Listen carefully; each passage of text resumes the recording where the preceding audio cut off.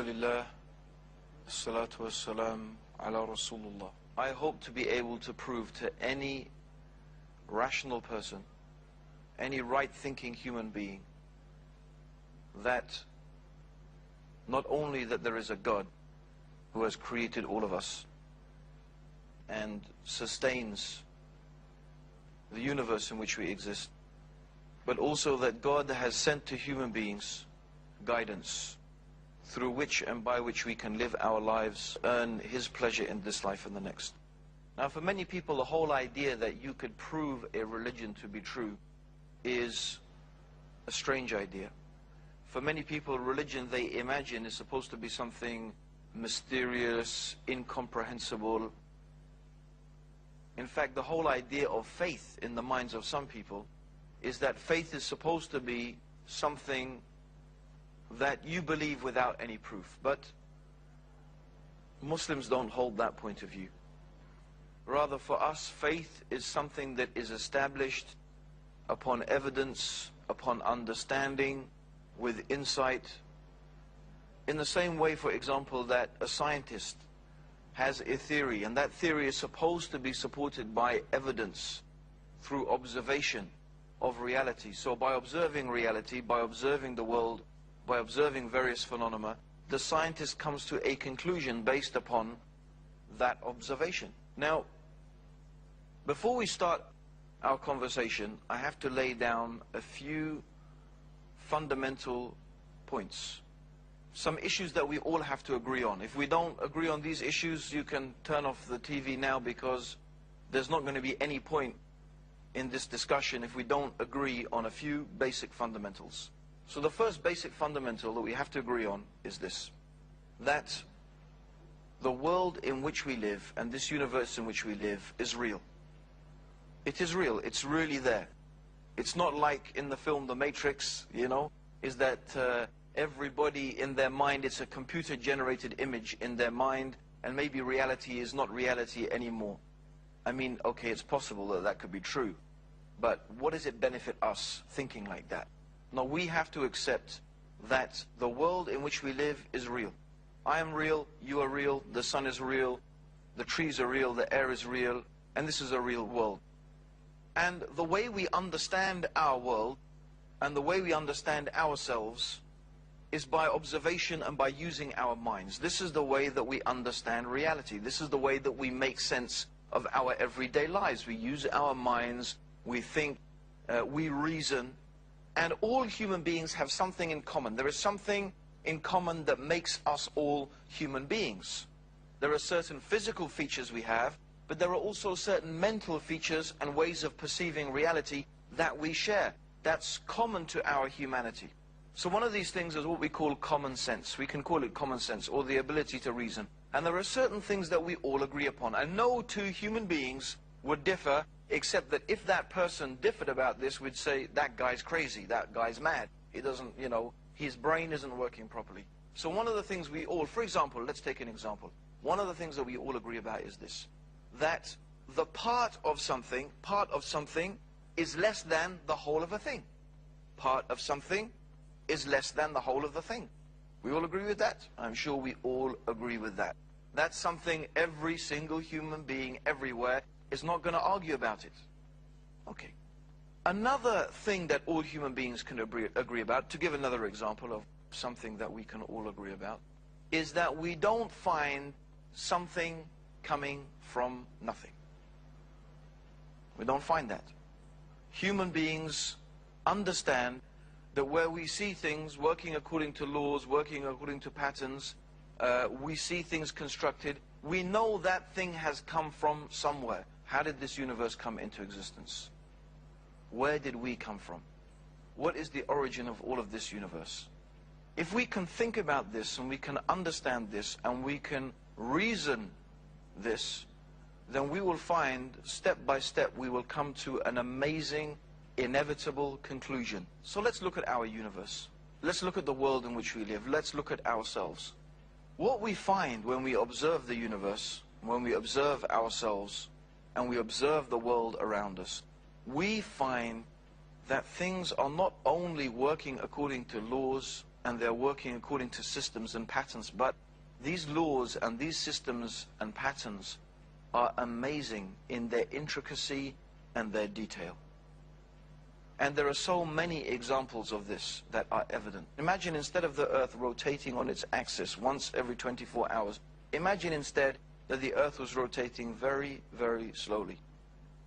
And in fact, a day was not a day, but it was what is now equivalent of 30 or 40 years. So what would you find? You would find that one part of the earth's surface would be almost constantly exposed to the sun. The other part of the earth's surface would be in darkness. The consequence of that would be one side of the earth would be superheated, the other would be super cool. It would not be possible for life to exist. If there was not an ozone layer protecting us from the harmful effects of the sun's radiation, life on the earth would not exist. Could this perfect combination of gases, of movement, of various aspects, and I've just mentioned a few, be a product of some random event, of chance and coincidence? Let us, in order to understand this, go back and use what we decided already we're going to use. Let's use our process of reason. Let's use our common human experience. Is there anything in our human experience that tells us that you get such order, such fine and precise order from some random event? No. Our universal human experience tells us that where we see something working according to orders, working according to patterns, someone or something has ordered it. Someone or something made it work according to those laws and work according to those patterns. That's why, for example, an archaeologist could go and dig in the desert and find a simple piece of pottery. Just a simple piece of pottery. Yet this archaeologist will be able to tell us so many things about the civilization that made that piece of pottery without ever seeing them. He didn't see them make the pottery, he didn't see their houses, he didn't see their buildings. But this man digs in the dirt, he finds this piece of pottery, and he will tell us so many things about this civilization. Their state of technology, their transportation system, their level of intellectual capacity. Because he can examine the pottery, he can tell us at what temperature the ovens must have been at in order to bake the clay, to get it at this certain texture. And therefore from that he can deduce so many things. So for this archaeologist, the existence of this piece of pottery is conclusive proof of the existence of the people and the intelligence and the civilization that made it. If I was to say, for example, my mobile phone here, what is this mobile phone made of? Essentially, what is it made of? Two things: silicon, which is sand, and plastic, which is oil. So here we have silicon and plastic, and a bit of leather as the cover of it. So two things: silicon and plastic. Now, in what place in the world is there lots of sand and lots of oil? Well, for example, Saudi Arabia. There's lots of sand and lots of oil in Saudi Arabia. What if I told you I was walking along one day in the desert in Saudi Arabia, and here I found this mobile phone, a product of complete chance and coincidence, random events. The oil spewed, the sun shined, the sun shone, lightning struck, and after millions and millions of years of all these geological changes and the heat and the cold and the pressure and the wind blowing, this mobile phone came into existence through mere random processes. Say this is ridiculous. Yet the human mind, the human brain, is infinitely more complex than a mobile phone, than even the world's fastest supercomputers. The human brain is infinitely more complex and has a huge capacity for computing power beyond what any human being has been able to make so far in terms of computers. It's an amazingly sophisticated machine. And in fact, with all the organs of our body, can we really believe? Is there anything in the totality of human experience that leads us to believe that these things are a product of some random event? No. Human experience tells us, reason tells us that when we find something ordered, it is a product of an intelligence that has ordered it, made it work according to these laws and these patterns. So we look at our universe, we look at ourselves, we look at our world, and we ask 3 simple questions. Did it come from nothing? That's the first question. Did it come from nothing? Did this universe come from nothing? Did we come from nothing? Do we find anything coming from nothing? No. There is nothing in our human experience to lead us to believe that something, let alone something so complex, could have come from nothing. So that's not a possibility. The second possibility, did it create itself? Did this universe create itself? Did we create ourselves? No. If we did not exist in the first place, how could we have brought, or how could this universe brought itself into existence? If it wasn't there, how could it make itself there? And we don't attribute to the universe and to the things in the universe the ability to create. What is the universe made of? The universe is made of stars and galaxies. Lots of stars and lots of galaxies. Do the stars and galaxies have the ability to create? Do we attribute to them the ability to order things? No. In fact, they themselves are in need of being ordered, and they themselves are in need of a creator. And if something is not able to create or organize on its own, then a large collection of them cannot also make something like that happen. It's that simple. It doesn't matter how many you bring, they still lack that ability to do something. So the same with the universe. The universe could not have created itself. It couldn't have ordered itself, because that's not an attribute of the universe. Rather, it is in need of something to create it. Are we the creators of it? Human beings? No. Because we ourselves need a creator. So what is the conclusion? The conclusion of the rational mind is this: that this universe needs a creator. It needs an organizer. We need something. We need some explanation of how this universe came to be and how we came to be the way we are. And therefore it makes sense that there is something outside of this universe, different from it, separate from it, that has organized and created and that sustains this universe in which we live. So the creator. The creator is different and distinct from the creation. The creation is needy. The creation is temporary. The creation is in need of a sustainer. Whereas the nature of the creator must be different. If the nature of the creator is not different, in other words, if the creator is of the same nature as the creation, then that creator would need a creator. And if that creator was not different, then that creator would need a creator. And what you would have is creator, creating creators ad infinitum. So this question, well, okay, I recognize the logic and I recognize the reason behind the existence of a creator, but then who created the creator? It's not a valid question, because the nature of the creator is different. The nature of the creator is eternal. The nature of the creator is infinite. The creator is without beginning and without end. The creator is self-sufficient, ever-living. So an ever-living, self-sufficient, eternal being does not need a creator, because that being is ever-living and self-sufficient. Let's think about this in another way. Why the existence of such a being is logically and rationally necessary. Let's give an example. If I am here, or you imagine yourselves at home, and you have a big table or you have some big cupboard, and you want to lift it and you want to move it from one place to the other. You're not able to do that on your own. You're not able to do that on your own. So what you want to do is you want to enlist the help of someone. So you go to your next door neighbor and you say, listen, I want to move this cupboard. Can you give me a hand? And your neighbor says, listen, I'll give you a hand, but only if my friend gives me a hand.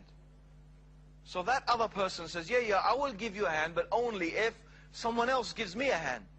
And imagine everybody makes that condition. Everybody says, I will only help if somebody else helps. If everybody along the line makes that condition, will your cupboard ever be lifted? Will your furniture ever be moved? No. Because everyone is saying, I will not help unless someone else helps. So if you have a creator, creating a creator, creating a creator, you get the situation where nothing ever gets created. Just as your cupboard never gets moved, nothing ever gets created. But the creation is here.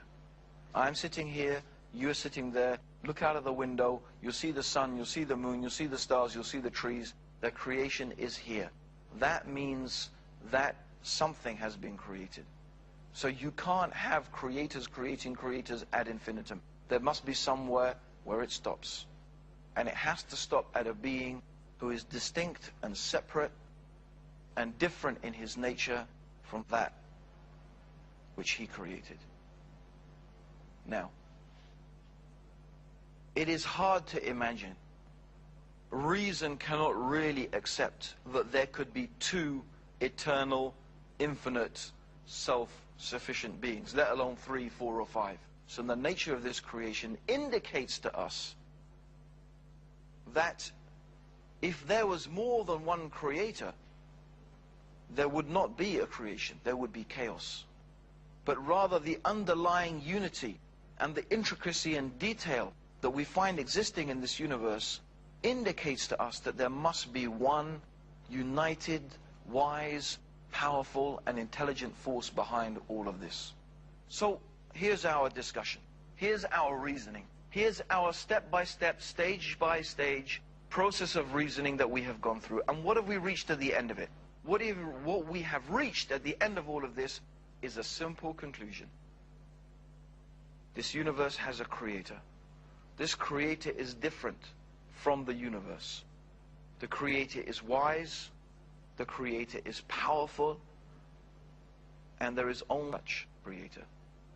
Out of all the religions in this world, of all the philosophies and the religions and the ideologies in this world, which one teaches us to believe in one creator who is eternal, who is self-sufficient, who is infinite, wise and powerful, and who is different and distinct from the creation?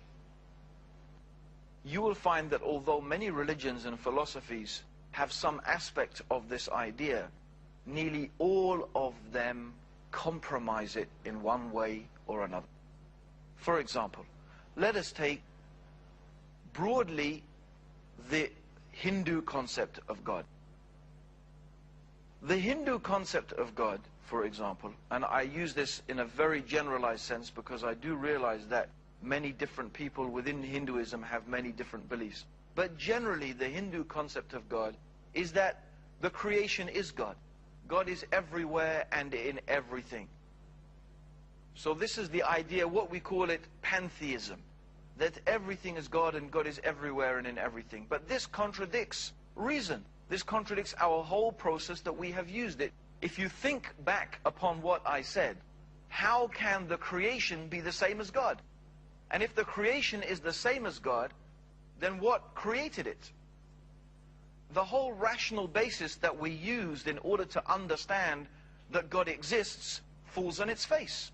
So the idea that God and the creation is one and the same is not acceptable. It's not rational. It can't be understood by reason. There is no basis for such a concept and for such a belief. And then you find other religions, for example Christianity. By and large, most Christians believe that Jesus was God. But traditional Christian theology tells us also that Jesus was the manifestation of God. In fact, many religions claim that God manifested himself as a human being or some type of creature. Again, this compromises that basic belief. How can something be creator and created at the same time? How can something be both eternal and infinite and finite and temporary? How can something be self-sufficient and needy at the same time? It's like saying the square became a circle but was still a square. How can a square become a circle and still stay a square? It doesn't make any sense. It's irrational, it's illogical. It's enough reason to reject any religion that tells us God became a man or God became some type of creature, because it's irrational. It doesn't make any sense. And it's something you can never, ever prove. You can believe it if you want to, but you can never prove it, because it's a commonsensical, rational impossibility. And whatever is a rational impossibility can never be proven. It's that simple. So what religion is there in the world? What religion tells us to believe in one God that is wise, self-sufficient, powerful, who has created this universe and sustains it? Well, you're reduced to very few religions. Perhaps the only two religions that teach such a clear concept of the one God is Judaism and Islam. Well, if you want to become a Jew, by and large, Orthodox Jews will tell you tough. Because if you want to become a Jew, you have to be born a Jew. Your mother has to be a Jewish woman for you to be a Jew. So what universal religion? What religion that is universal, that is there for every person, that invites every person to believe in this rational, simple, clear, commonsensical belief is left? Look to the Quran. Open the Quran, read the Quran, read about Islam, and see for yourself the concept of God that the Quran teaches. There is a chapter of the Quran called Surah Al-Ikhlas, the chapter of this purity of faith. It describes this concept of God so beautifully. It says, Kul huwa Allahu ahad, Allahu samad, lam yalid wa lam yulad wa lam yakul lahu kufuwan ahad. Say He is Allah, the One. Allahu samad. That means Allah is the one which every single thing needs, but Allah is in need of nothing. So He is self-sufficient, in need of nothing, but everything needs Him. Lam yalid wa lam yulad. And He does not give birth, He is not the begetter, rather He is the creator. Wa lam yakul lahu kufuwan ahad. And there is nothing that can be likened unto Him. God is not like anything we can imagine. Whatever picture you can put into your mind, God is not like that. God is unique, God is different from this creation, and this is the beautiful, clear, rational teaching of Islam about God. And in fact, I would say, for any right-thinking, rational human being who uses their process of reasoning, that is reason enough, and that is proof enough to show that Islam and the Quran is from the Creator of the heavens and the earth. May Allah guide you, and may Allah guide me and all of us closer to the truth. I hope I will be able to continue to show you in the next episode some more evidences and some more convincing reasons why the Quran and why Islam is the divine revelation from the Creator of the heavens and the earth. Until that time, Assalamu alaikum wa rahmatullah. May God's peace and blessings be upon all of you.